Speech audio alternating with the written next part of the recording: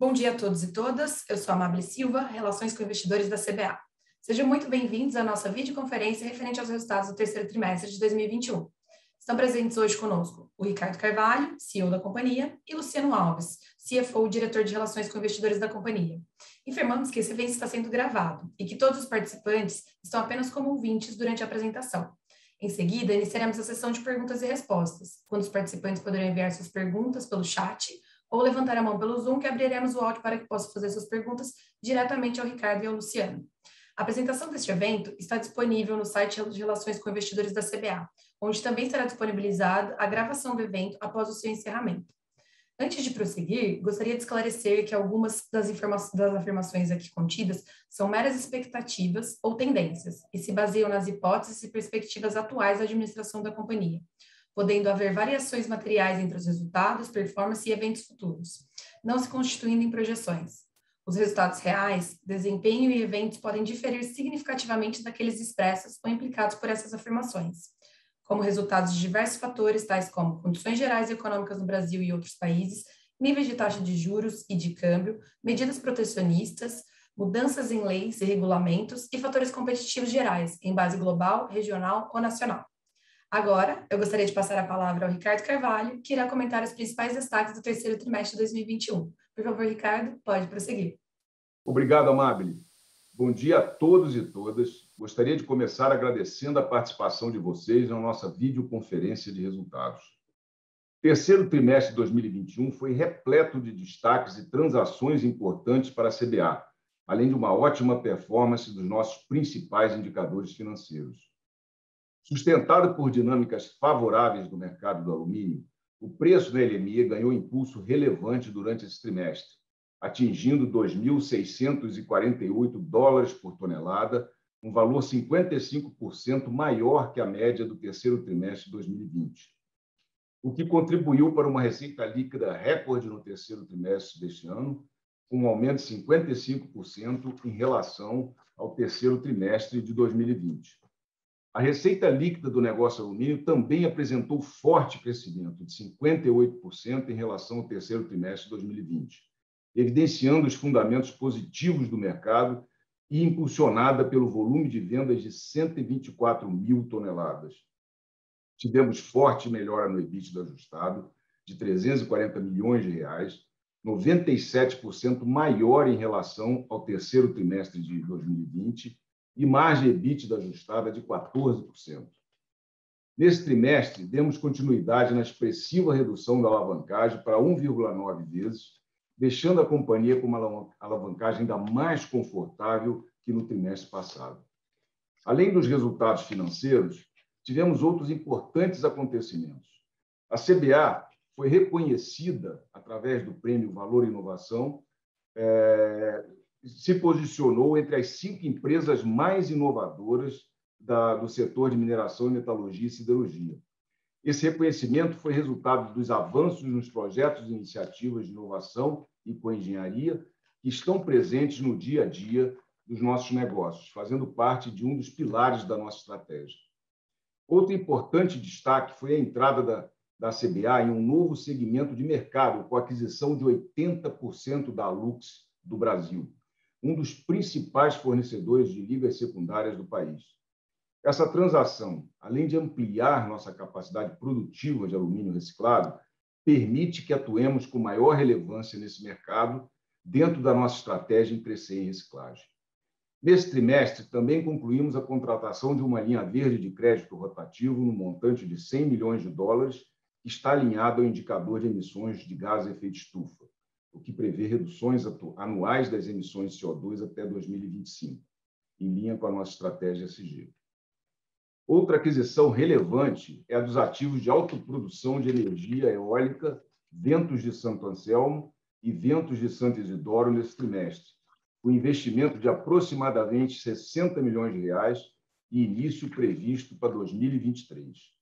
Além disso, tomamos a decisão de criar uma unidade de negócio específica de energia para gerir internamente nossas 21 usinas hidrelétricas, até então geridas pela Votorantim Energia. Irei detalhar um pouco mais dessa unidade de negócio no próximo slide, por favor.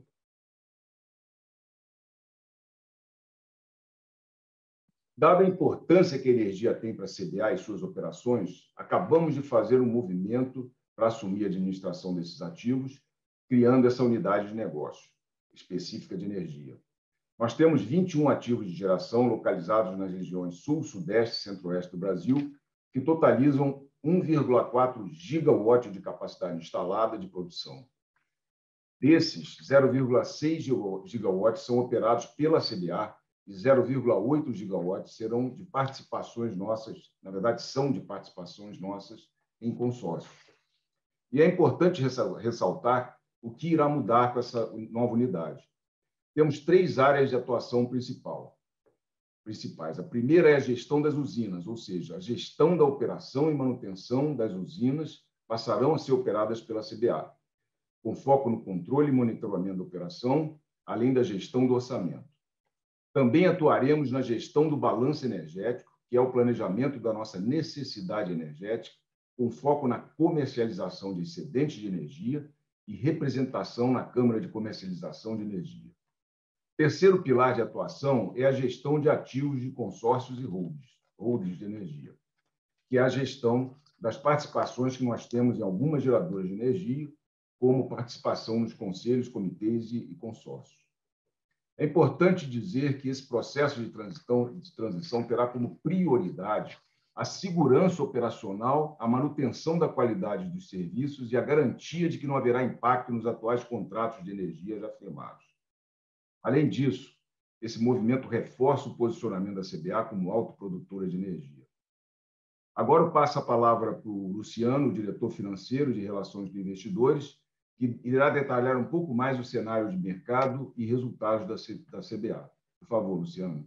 Obrigado, Ricardo. Bom dia, pessoal. Eu sou o Luciano, diretor financeiro de Relações com Investidores da CBA, e eu vou começar falando com vocês sobre o mercado de alumínio no terceiro trimestre de 2021.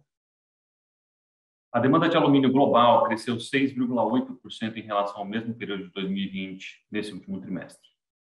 Na China, apesar do crescimento ter sido novamente de 1%, importante ressaltar que é sobre uma base já elevada, ou seja, a demanda continuou saudável nesse último trimestre.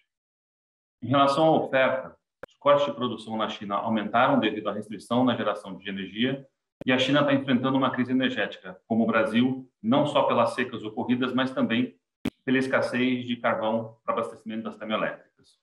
Mais de 3 milhões de toneladas de capacidade de alumínio foram impactadas até o momento, além da postergação de alguns ramp-ups de projetos. Para conseguir atender a demanda doméstica, a China aumentou suas importações de alumínio primário, que mudaram de patamar no último ano. Com isso, o mercado físico de alumínio ficou mais apertado no mundo, com um déficit global de 4 dos últimos 5 trimestres, e os estoques também estão em queda, chegando muito próximos de níveis que são considerados pelo mercado como níveis de equilíbrio, mais ou menos 50 dias. Seguindo para o próximo slide, conseguimos ver que essa dinâmica de mercado entre oferta e demanda da indústria beneficiou o preço e os prêmios do alumínio.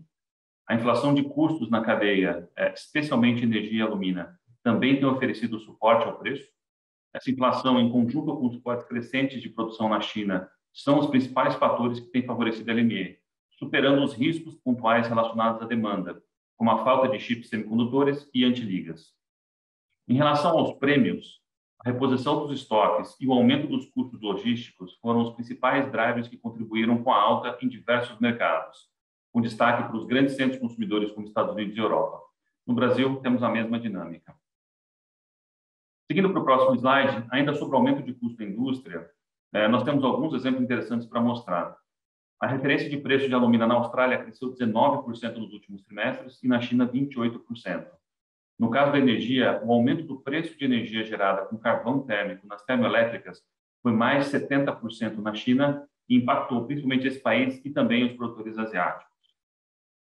Como consequência, a curva de custos do global de alumínio subiu de patamar e também aumentou sua inclinação, pois os impactos dessa inflação de custos não são homogêneos na indústria.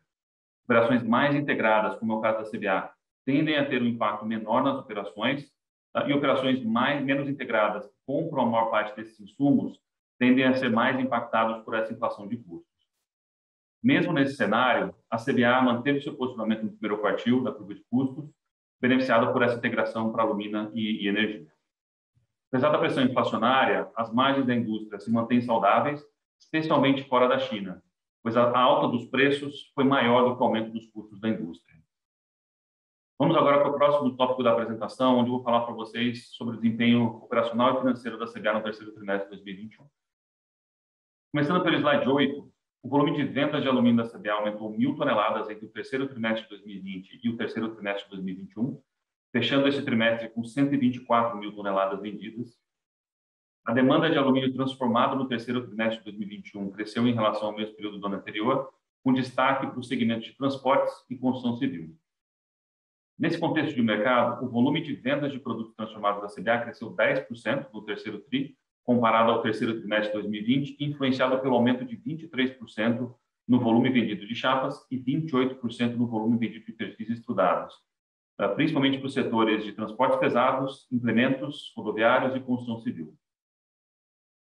O volume de vendas de produtos primários teve leve queda de 4% no terceiro trimestre de 2021 em relação ao terceiro trimestre de 2020, porém tivemos um enriquecimento do mix de vendas, com redução de 35% no volume vendido de lingote, já commodity do setor, e um aumento de 30% no volume vendido de produtos VAP, que a gente chama de Value Added Products, são os tarugos, ligas de alumínio e vergalhões. Esse movimento está em linha com a estratégia da CBA de focar em produtos de maior valor agregado, aumentando a representatividade das vendas desses produtos no portfólio de primários, de 48% no terceiro trimestre de 2020 para 65% no terceiro trimestre de 2021. Já o volume de reciclagem ficou estável no período, tanto para serviços quanto para vendas.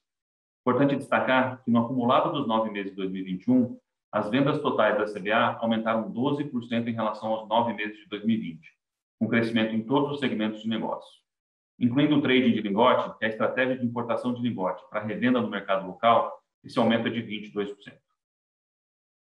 Muito bem, agora no slide 9 eu vou falar um pouquinho dos indicadores financeiros da CBA. Receita líquida consolidada atingiu um recorde histórico nesse trimestre de 2,3 bilhões, crescimento de 55% em relação ao mesmo período do ano passado. Isso ocorreu devido ao aumento expressivo de 58% da receita líquida do negócio alumínio, um crescimento da receita em todos os segmentos, e influenciado pelo aumento da LME do alumínio, que atingiu, na média, $2.648 por tonelada no terceiro trimestre de 2021, um aumento de 55% em relação ao ano anterior.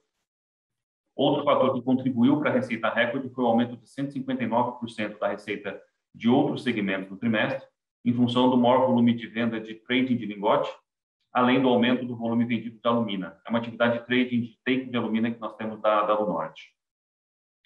Nesse trimestre, tivemos um efeito negativo de 228 milhões de reais no hedge estratégico da CBA. Sem os efeitos desse hedge, a receita seria ainda maior. É importante ressaltar que esse hedge estratégico deixou de ser executado pela CBA em junho de 2021, mas ainda existem contratos de derivativos vigentes até maio de 2022. No negócio de energia, a receita líquida, que é apenas a receita da comercialização do excedente de energia da CBA no mercado, teve aumento de 13% no trimestre em relação ao mesmo período de 2020, devido ao aumento de 28% no preço médio da energia comercializada. Falando sobre o custo dos produtos vendidos no consolidado da CBA, tivemos um aumento de 53%, influenciado por um aumento de 630 milhões de reais no custo do negócio alumínio, pela inflação de custo da indústria global e local. O aumento do custo médio de produção do alumínio líquido foi de 26%, influenciado pelo aumento do preço da alumina, do PIX e do coque, além do aumento do custo de energia por compras eventuais no curto prazo. O custo de energia elétrica comercializada no terceiro trimestre de 2021 teve um crescimento de 74 milhões, um aumento de 43% em relação ao mesmo período de 2020, devido à maior necessidade de compra de energia no mercado livre para honrar os contratos a termo e aumento do preço médio de compra.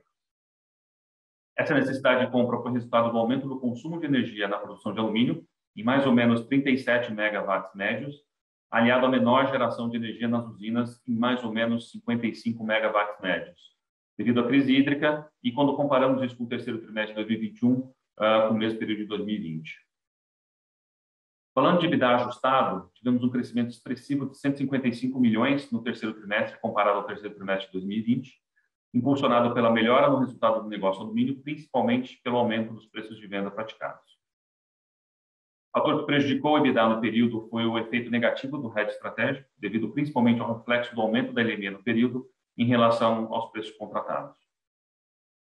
O EBITDA do negócio de energia teve uma redução de 64 milhões no terceiro trimestre de 2021, comparado ao mesmo período do ano anterior, principalmente pela crise hídrica, influenciado pela crise hídrica e o aumento da necessidade de compra de energia.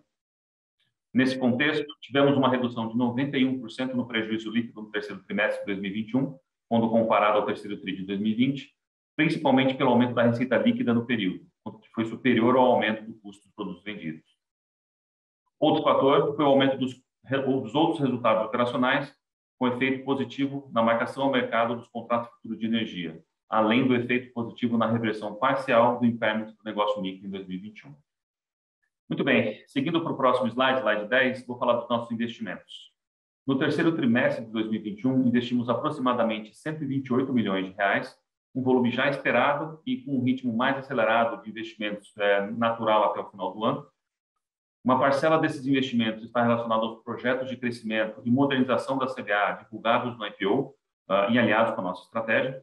E entre esses projetos, dá para citar alguns exemplos, como a modernização da tecnologia das salas fornos, que já está em fase de contratação, com startup progressivo previsto entre 2023 e 2025. O projeto de disposição de resíduos a seco, com as obras civis já iniciadas e um startup previsto para 2024. E o aumento de produção de alumínio a partir de reciclagem, com 3 projetos no total. A aquisição do forno G da Metalex, que já está em execução em fase final de montagem. O projeto Rio, que já foi aprovado para implantação e está em fase inicial de contratação.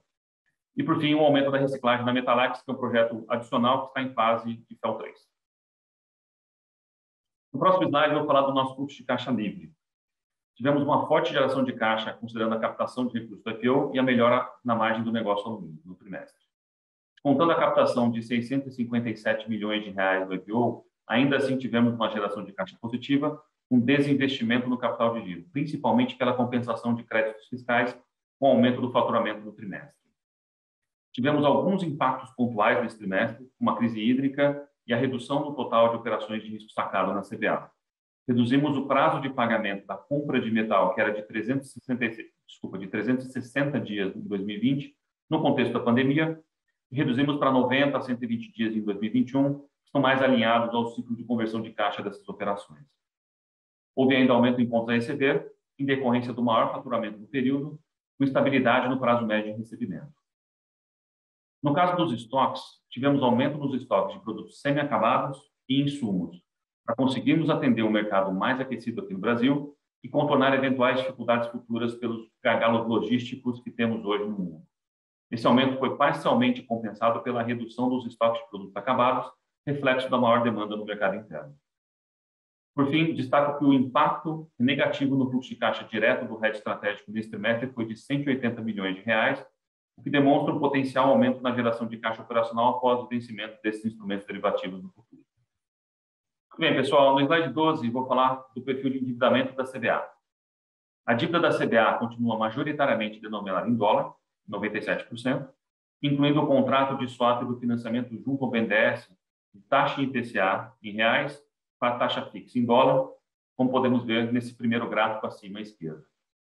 Não houve captações no trimestre, com custo médio e prazo médio estáveis da dívida. Em setembro de 2021, as disponibilidades de aplicações financeiras atingiram 1,4 bilhão de reais, sendo 83% denominados em reais. Além disso, conforme já comentado pelo Ricardo no início da apresentação, a CBA contratou nesse trimestre uma linha verde de crédito rotativo no valor de 100 milhões de dólares, que irá substituir uma linha vigente na Votorantim S.A. no valor de 200 milhões de dólares, da qual a CBA é uma das partes. Essa nova operação possui prazo de 5 anos, foi realizada junto a 8 instituições financeiras e poderá ser acessada a qualquer momento. Já a dívida líquida da CBA totalizou 2,3 bilhões de reais no terceiro trimestre de 2021, incluindo instrumentos financeiros derivativos. O aumento da dívida bruta e o saldo passivo do RED foram em função da variação cambial e o aumento da LME no período. De toda forma, a alavancagem financeira reduziu para 1,9 vezes pelo aumento da posição de caixa, os recursos do IPO e o aumento de 156 milhões de reais no resultado operacional dos últimos 12 meses. Agora vou passar a bola para o Ricardo novamente para falar com vocês sobre ESG. Obrigado.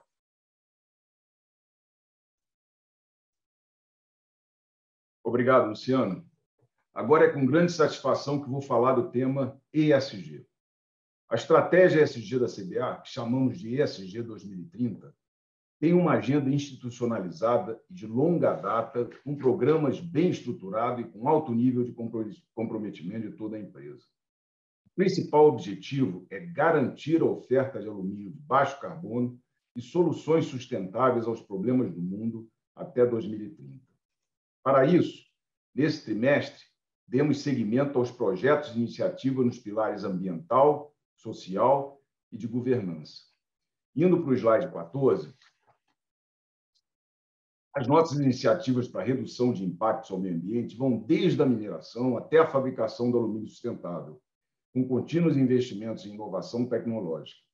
Em relação à mineração sustentável, a CBA atua sempre com o objetivo de desenvolver a terra e devolver a terra em estado igual ou melhor ao que se encontrava antes do início da operação. Nesse trimestre, um dos destaques da CBA foi a obtenção do selo ouro no seu inventário de emissões de gases de efeito estufa, publicado no registro público com base na metodologia do GHG Protocol, com resultado de 2,66 toneladas de CO2 por tonelada de alumínio líquido, incluindo Scope 1 e 2, resultado este 4,5 vezes menor que a média mundial. Para reforçar ainda mais o compromisso com a redução de gases de efeito estufa, como já mencionei anteriormente, concluímos a contratação da linha verde de crédito rotativo, no montante de $100 milhões, alinhada ao indicador de emissão dos gases de efeito estufa da CBA. Para essa operação, a CBA contratou a Sustainalytics, uma das referências internacionais em emissão de parecer especializado para operações financeiras, como Second Party Opinion, e de pesquisas ESG para avaliar o KPI ambiental proposto. De acordo com a Sustainalytics, a meta foi considerada como altamente ambiciosa, visto que representa uma melhoria no desempenho anterior na intensidade de emissões, bem como desempenho superior às empresas do mesmo setor da CBA e se alinha num cenário bem abaixo de 2 graus Celsius em relação ao Pacto de Paris. Ainda em linha com os compromissos do uso de energia renovável nos processos produtivos, a CBA efetivou a aquisição dos ativos de autoprodução de energia eólica que eu citei no início dessa apresentação. Os parques integram o complexo Ventos do Piauí 1 e 2, de 171,6 megawatts de capacidade instalada entre os estados de Pernambuco e Piauí. Com investimentos de aproximadamente 60 milhões, o fornecimento será destinado às fábricas de Itapsuma e alumínio, e o início está previsto para 2023. Passando agora para o slide 15, falarei dos destaques nas frentes social e governança. Tivemos diversos destaques no aspecto social nesse trimestre. A CBA avançou com a parceria com o Senai de São Paulo, de Itapsuma e da Zona da Mata, em Minas, com o objetivo de capacitar mulheres para ingresso e atuação na indústria regional, além de fomentar avanços para a equidade de gênero nas organizações. Em alumínio, no estado de São Paulo, essa iniciativa abrange mais de 260 mulheres em 4 diferentes cursos profissionais. Na Zona da Mata, a oferta foi de 25 vagas para qualificação profissional em automação. Em Itapsuma, em Pernambuco, foram ofertadas 30 vagas para operadoras de laminação. Outro destaque importante em relação aos indicadores, que atingimos 13,3% de mulheres no quadro total da empresa, um aumento de 0,4% em relação ao trimestre passado.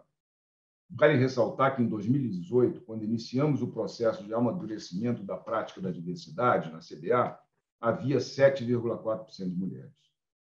Quando falamos de segurança, valor inegociável para a CBA, a taxa de frequência de acidentes no final do terceiro trimestre foi de 1,75, calculada na base de 1 milhão de homens-horas trabalhadas, que representa uma redução de 24% em relação ao trimestre anterior. Esse valor também está 45% abaixo da taxa de 3,20 da indústria global do alumínio, dado do International Aluminum Institute. Em relação ao pilar de governança, a CBA avançou nesse trimestre com a implantação do programa Suprimento Sustentável, que tem como objetivo a incorporação da sustentabilidade no processo de compras da companhia. Para isso, foram mapeadas 7 etapas do programa, que serão implementadas ao longo dos próximos 5 anos, com responsáveis e ações planejadas, além de acompanhamento pelo Comitê de Suprimento Sustentável. Como primeiro passo, a companhia lançou uma nova política de suprimento sustentável, para estabelecer as diretrizes para a condução do processo de supply chain, bem como incluir critérios ambientais, sociais e de governança integrados aos processos de aquisição. Em relação à cultura de sustentabilidade, em setembro de 2021, a CBA lançou a campanha de comunicação ESG, Alumínio é Essencial, com o propósito de reforçar o papel benéfico do alumínio para o desenvolvimento sustentável da cadeia de valor. Junto da campanha também foi lançada a trilha ESG, treinamento responsável por transmitir o posicionamento de sustentabilidade, estratégia ESG, da companhia para 2030, para todos os seus empregados e empregadas. Indo para o slide 16, vou destacar aqui alguns comentários importantes com relação a esse trimestre. Os fundamentos favoráveis da indústria beneficiaram nossos resultados e nos mantiveram em posição competitiva no mercado. Nesse cenário, e beneficiado pela sua integração vertical com alumínio e energia, a CBA é capaz de minimizar impactos da inflação de custos e outras pressões exógenas que afetam a indústria em geral, mantendo também seu posicionamento no primeiro quartil da curva de custos.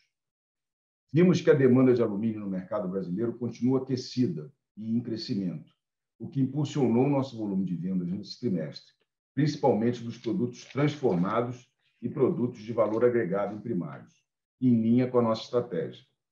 Quanto à nossa estratégia de crescimento, foi um trimestre de realizações importantes, seguindo o ritmo previsto de implantação dos nossos projetos, CAPEX e transações de energia e reciclagem, em sinergia com os nossos negócios atuais da companhia e visando potencializar nossas vantagens competitivas.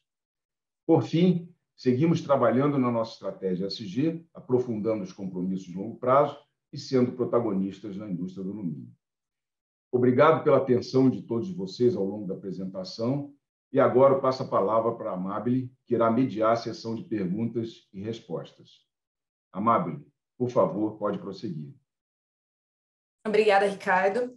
Bom, pessoal, antes de mais nada, eu queria pedir desculpas aqui pelas falhas técnicas que tivemos e agradecer a compreensão de vocês. Então, nesse momento, a gente inicia a sessão de perguntas e respostas e lembrando a todos os participantes que podem enviar suas perguntas pelo chat ou levantar a mão aqui pelo Zoom, que abriremos o áudio para que possam fazer suas perguntas diretamente ao Ricardo e ao Luciano.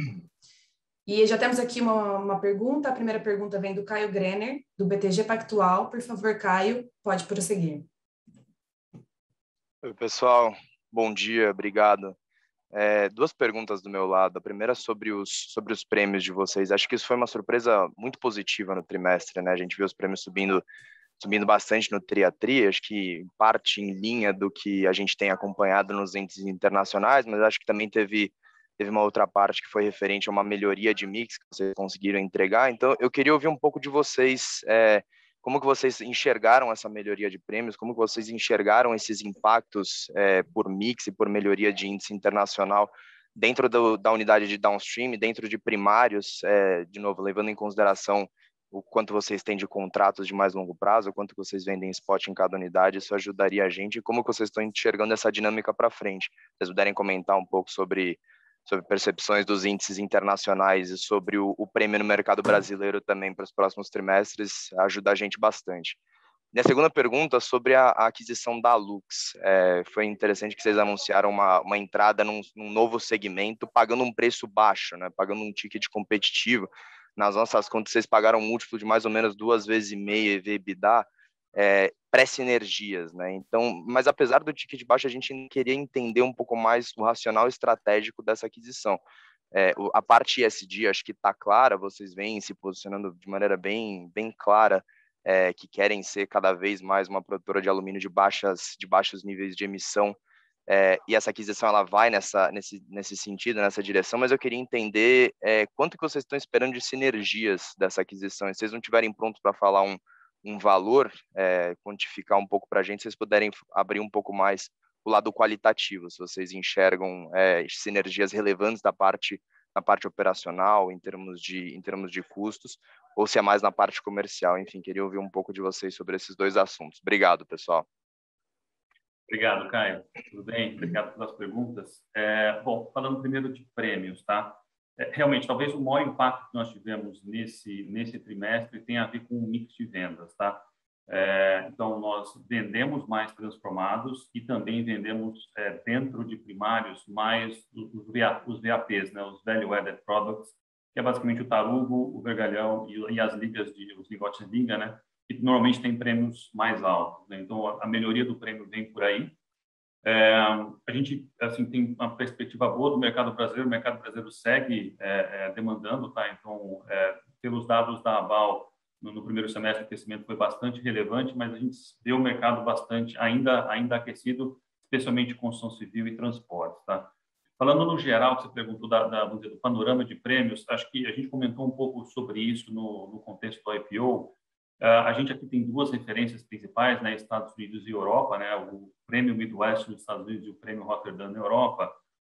Mas talvez pontualmente nesse momento, pelas situações de cadeia logística e também questões locais, nosso prêmio hoje está mais alinhado com o prêmio europeu, vamos dizer assim, no mercado brasileiro. Ou seja, um prêmio que, claro, em todos os mercados do mundo os prêmios têm subido, mas eu diria que, tanto aqui quanto lá na Europa, em patamares um pouco menores, vamos dizer assim.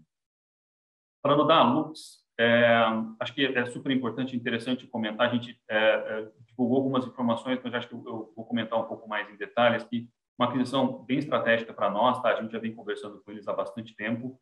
É um novo segmento de mercado para nós, tá? Então, de fato, estamos entrando no segmento de ligas secundárias dentro do segmento de reciclagem. É uma operação relevante, uma operação que faz diferença para nós. Eles têm uma capacidade técnica muito grande, tá? Então, tem aqui qualitativamente falando, né, respondendo a tua pergunta aqui, de fato, adquirindo um conhecimento técnico nosso aqui para trabalhar com ligas diferentes do que nós estamos acostumados a trabalhar aqui. Então, e são ligas específicas para o setor automotivo, tá? Então, ali também tem o fator da gente entrar mais profundamente no setor automotivo.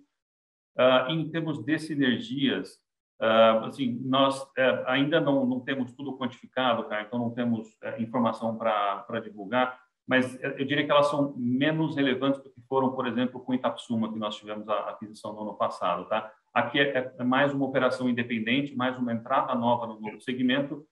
Eu diria que um primeiro passo de um crescimento futuro da CBA em reciclagem, tá? Então, como a gente já falou, nós temos interesse em crescer em reciclagem, pode ser via aquisição, como foi o caso da Lux, pode ser via investimento na CBA. Vocês têm alguns investimentos que nós já anunciamos, mas a gente continua trabalhando para que no momento certo a gente tenha também outros investimentos para poder mostrar para vocês, de maneira que a gente pretende continuar crescendo nesse segmento. Só para complementar, Luciano, Caio, um dos principais benefícios que nós vamos ter com a Lux também é o grande aprendizado que nós vamos ter na captação de sucata para a produção de liga secundária, porque não é um negócio que nós fazemos hoje. Hoje nós temos sucata de clientes que nós processamos na Metalex para a produção de tarugo e compramos eventualmente alguma sucata no mercado. Com a Lux, nós vamos, de fato, entrar num mercado onde nós dependemos de captação de sucata para a operação dessa unidade. Então, isso vai ser um grande aprendizado, porque a Lux tem uma expertise grande nessa área, é um negócio montado nessas bases. Então, isso vai nos trazer um grande aprendizado para nós continuarmos a evoluir na nossa estratégia de aumentar a reciclagem na CBA. Perfeito, senhores. Obrigado, Ricardo. Obrigado, Luciano. Obrigado, Caio. Obrigada, Caio. Só lembrando aqui, mais uma vez, a todos os participantes que podem enviar suas perguntas pelo chat ou levantar a mão pelo Zoom, que abriremos o áudio para que possam fazer suas perguntas diretamente para o Ricardo e para o Luciano. E a gente tem mais uma pergunta aqui. A próxima pergunta vem do Thiago Lufiego, do Bradesco BBI. Por favor, Thiago, pode prosseguir. Obrigado. Bom dia a todos. Luciano, você comentou que vocês pretendem ainda continuar olhando para potenciais M&As, oportunidades que possam surgir. Só para entender um pouco aqui, né, a estratégia é continuar expandindo esse footprint em reciclagem ou tem alguma outra oportunidade que eventualmente vocês podem considerar? E aí a minha segunda pergunta, em relação a mais específico no operacional aqui, a realização de preço para o quarto TRI, dada a volatilidade do preço do alumínio, né, e dos prêmios regionais, tem alguma consideração aqui para a gente pensar nessa realização de preço para o próximo trimestre, talvez contratos precificados a preços diferentes do spot, preço provisional, alguma coisa aqui que possa dar possa ser uma surpresa negativa ou positiva aqui para o quarto TRI. Obrigado. Obrigado, Thiago. Respondendo às perguntas, primeiro de M&A, acho que reciclagem é um segmento que nos interessa, tá? Mas é claro que o que a gente vai buscar são essas empresas como a Lux, que tem uma boa conduta, bom compliance, né? Acho que isso é super importante nesse segmento, então acho que esse é um foco para nós. Energia é algo também que pode ser foco futuro de transações. A gente já comentou com vocês que a gente tem um crescimento futuro da CBA, e com esse crescimento futuro a gente pretende manter aquela integração com energia renovável, né? Então, a gente deve buscar também o suprimento de mais geração de energia renovável para suportar esse crescimento futuro da CBA. Então, nesse momento a gente não tem, né? O que nós temos hoje é suficiente para a nossa produção atual. Então, com o crescimento de produções futuras, a gente vai buscar esse suprimento de energia. E acho que o mercado transformado é um mercado interessante, mas aqui a gente tem, talvez, que olhar com mais cuidado, tá? Então, acho que eu diria que nesse momento é muito mais focado em reciclagem e energia. Falando dos preços, só relembrando, a gente tem impacto de hedge, tá? Como impactou neste trimestre e sempre vai nos impactar até maio do ano que vem, né, pelos contratos ainda vigentes. Então, parte, vamos dizer, do preço executado no trimestre também depende da volatilidade da LME e o impacto que isso vai ter nos nossos instrumentos derivativos, né, no hedge. Mas, a parte disso, quer dizer, excluindo o hedge, nós temos, e até respondendo a parte da pergunta do Caio, que eu acabei esquecendo de responder, a grande maioria das nossas vendas são feitas via contratos, tá? Contratos de um ano, normalmente, alguns contratos mais longos do que isso, mas a grande maioria são contratos de um ano, que vencem no ano, né? Então, de janeiro a janeiro, nesse momento a gente está negociando os contratos para o ano que vem, mas nos contratos você tem aquelas fórmulas que nós divulgamos no contexto do IPO, em que, mesmo tendo um volume definido em contrato, com uma banda máxima e mínima, o preço ele varia com a variação da LME e com a variação de prêmios, né? Então, dependendo do caso. E aí, olhando para o quarto TRI, também tem uma defasagem, porque tem algumas das nossas vendas que a referência de preço para aquela venda daquele mês é a média da LME do mês anterior. Para algumas vendas é a média do trimestre anterior e para algumas vendas é a média do quadrimestre anterior. Na média, vai dar um pouquinho mais do que 30 dias como defasagem, entre aspas, entre você ter a LME e esta LME impactar a sua venda, tá? Então, é mais ou menos assim que a gente vê. Então, de maneira que, vamos dizer, parte do preço que nós tivemos no último mês pode ainda impactar o resultado do quarto TRI e aí os outros meses de acordo com a evolução da LME daqui para frente.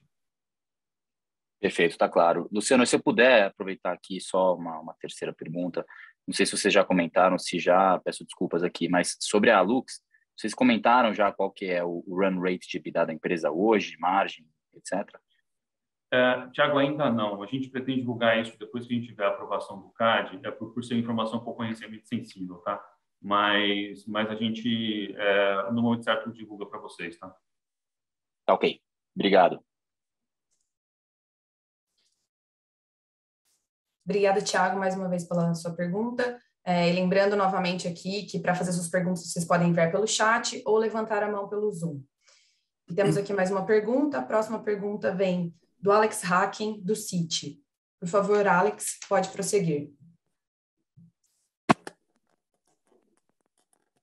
Hi, thank you. Good morning. I wanted to ask about cost, if that's okay, and specifically the progression of the cost from the second quarter to the third quarter.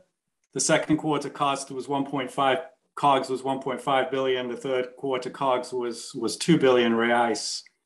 Is it possible to quantify, the different drivers of that increase in the COGS, between the energy, the various different consumables? Any color you could give there would be helpful. And then maybe, also some color on how you see cost trending in the fourth quarter as well. Thank you very much. Thank you, Alex. Thank you for the question. We can give you more details later on. I don't have all the numbers here, but I can give you some hints on that. The main cost increase in this quarter was on energy, and that is because because of the energy crisis here in Brazil, the drought that we had, we did not generate enough energy to support our operations, so we had to buy that energy in the spot market at high prices. So most of the impact is on the energy, and it's temporary until we have that scenario in the market. Second impact is on, I would say, trading of metal, because we buy metal here, we import metal, and we sell it in the local market. This quarter, we had an increase in the volumes of that operation, and that impacts not only revenues, but also the costs. But overall, we have been feeling a cost inflation as other operations in the world have felt over the past few months and quarters. I would say that for CBA, since we produce our bauxite, alumina, and energy, our impact was less than the market. Comparing to last year, not to the second quarter, but comparing to the same quarter last year, our molten metal costs increased around 26% this quarter. The main impact is energy, as I mentioned, but also we had an impact on natural gas here in Brazil. So natural gas prices here in Brazil have increased significantly over the last year, almost 90% increase in the price, mainly driven by exchange rate and also the oil prices. And also on the products, we had an increase on average since last year on 30% on that cost. And that is more or less because of international prices of most of the raw materials that we use to produce the carbon products here, mainly coke and pitch. So and of course exchange rate also impact that cost as well. I would say that these are the three main drivers of cost.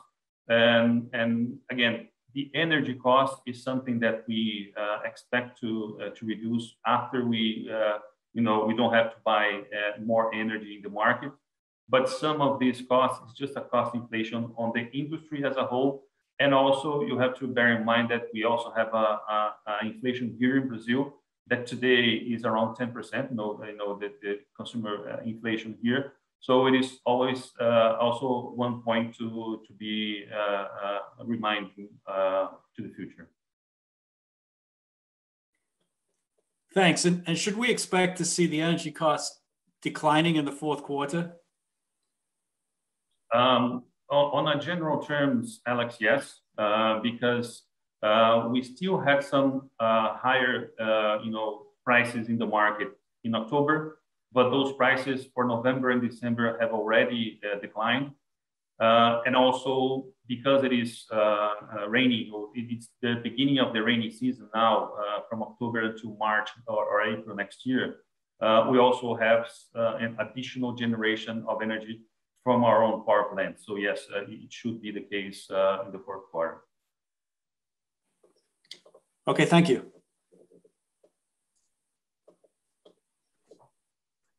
Thanks, Alex, for your question. Temos agora mais uma pergunta, Leonardo Correia, do BTG Pactual. Por favor, Leonardo, pode prosseguir. Tudo bem, pessoal? Bom dia. Bom dia.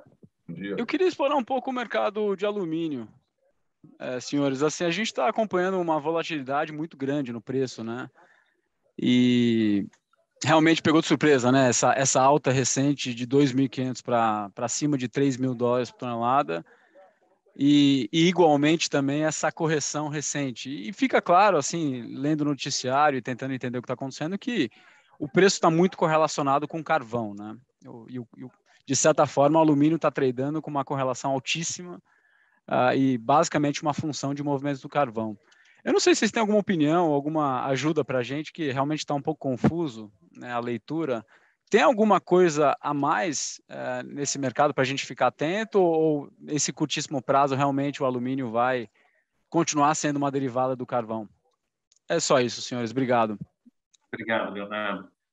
Essa é uma parte da explicação, sim, então é isso. Monitorar o preço do carvão é importante para a gente ter uma referência do preço do alumínio. O segundo ponto natural para uma commodity é olhar o balanço oferta e demanda, Leonardo. Então, na prática, você vê um preço do alumínio que tem um suporte agora, nesse patamar, justamente porque o mercado continua deficitário, e aí, enquanto a China continuar com essa dinâmica de controlar ou, de certa maneira, limitar o crescimento de oferta para não ter aumento de emissões ou para, eventualmente, até reduzir as emissões de CO2 lá, e, em consequência, deixando o mercado todo deficitário, você tem um suporte para preços mais altos de alumínio, que é o inverso do que tivemos nos últimos 10 anos. Né? Quando teve uma sobreoferta, os preços também ficaram depreciados. Então, é importante olhar essa dinâmica, como é que ela se comporta. Por exemplo, a China hoje está crescendo menos, a gente mostrou isso no slide, mas mesmo com um crescimento mais baixo de demanda, eles continuam reduzindo capacidade ou reduzindo produção. Então, na prática, enquanto eles estiverem com esses déficits, eles vão estar dando suporte para um preço mais alto. O carvão, sim, foi um impacto talvez pontual, que subiu e caiu, mas tem uma correlação entre os dois, ou seja, se o preço voltar a subir lá na frente, você eventualmente pode ter um suporte para preço também. E lembrando que, mesmo com preços mais altos, e aí olhando no mercado, né, os especialistas do mercado, mesmo com os preços mais altos que a gente tinha há alguns meses atrás, muitos smelters na indústria do alumínio não estavam com margens tão mais altas porque eles dependiam do carvão, eles dependiam da energia gerada com carvão e acabaram tendo esse impacto. E um pequeno detalhe também que é importante é algumas operações na Europa também foram fechadas recentemente porque também o preço de energia lá ficou mais caro. Mas aí uma outra dinâmica, a dinâmica local, mas também impactada, por exemplo, pelo gás, os preços que subiram. Mas, independente disso, acho que olhar essas variáveis é super importante. Tá? Por enquanto, a gente tem, vindo do déficit de mercado, um suporte para esses preços como eles estão nesse momento. Não, tá ótimo, Luciano. E vocês ainda estão enxergando um déficit para 2022? Porque o que a gente tem visto também na ponta é uma série de operações que estavam desligadas, desativadas, voltando para o mercado, né? A gente viu o movimento aqui no Brasil, até da própria Alcoa, né, nos últimos meses. A gente viu recentemente, nos últimos dias, um movimento na Austrália, até também de volta de capacidade. Então, queria ouvir de você se isso, de certa forma, preocupa, né? Claro que bom não é, mas é uma resposta para os altos níveis de preço e para o cenário. Mas como que isso muda o balanço de vocês para 2022? Então, Leonardo, o mercado acredita que ainda vai continuar o déficit, ou seja, você continua com esta dinâmica de ter a China reduzindo a oferta e, por isso, o mercado deficitário. Você tem esses restarts que têm acontecido ou têm sido anunciados, como aqui no Brasil, a Austrália, você falou, tem também alguma coisa nos Estados Unidos, mas, e acho que talvez no momento inicial podem impactar mais o mercado, mas se você for olhar o potencial que nós temos de crescimento de ofertas via esses restarts, ele é limitado. Ele é relevante pontualmente, mas olhando o balanço como um todo, uma visão mais longo prazo, ele deveria impactar menos o mercado. É claro que tudo isso que eu estou falando depende muito desta equação da China, né? Porque a China, neste ano, reduziu mais de 3 milhões de toneladas de alumínio. E esses restarts, a gente está falando de, somando todos, menos de 1 milhão de toneladas. Então, vai depender muito dessa equação. Os restarts, como eu falei, tem um limite, não são tantas operações assim que teriam potencial para voltar a operar. Novos investimentos greenfield no mercado ocidental tomam mais tempo, então, assim, não é o que o mercado vê no pipeline de projetos de médio e longo prazo. E, além disso, a decisão, mesmo com preços mais altos, não é uma decisão tão simples, de maneira que olhar a China, ou seja, como é que a China se comporta, tanto na oferta quanto na demanda, é bastante importante, porque é ali que vai ser o fiel da balança. Né? Mesmo que você tenha esses restarts, se você continuar com déficit relevantes lá, você ainda tem suporte para preços mais altos. Né? Tá ótimo, obrigado, Luciano. Obrigada, Léo, pela sua pergunta. E a próxima pergunta vem pelo chat, da Paula Tanasakis, da RPS Capital. E a pergunta dela é a seguinte: até agora, no quarto trimestre, volume e mix tem sido afetado pelos gargalos no setor automotivo? Para a CBA, nós temos uma parcela não tão relevante da nossa receita vindo do setor automotivo de veículos leves. É importante que transportes é um segmento relevante para nós, mas o foco principal nosso aqui é em caminhões e ônibus e implementos agrícolas, né? Então, e esses segmentos continuam fortes. Eu diria que sim, é claro que naturalmente impacta porque o setor tem sido impactado, mas se você olhar no overall da receita da CBA, o impacto acaba sendo minimizado. E ainda assim a gente continua com vendas, especialmente do lingote viga, né, que é o nosso principal produto para esse segmento, em bons volumes ao longo desse ano.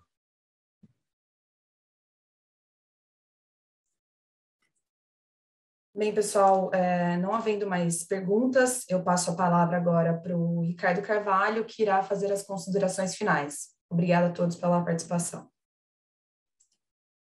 Obrigado, Amable. Obrigado de novo a todos e todas que participaram com a gente aqui hoje. Nós estamos confortáveis com o fechamento do terceiro trimestre, estava em linha do que a gente estava esperando.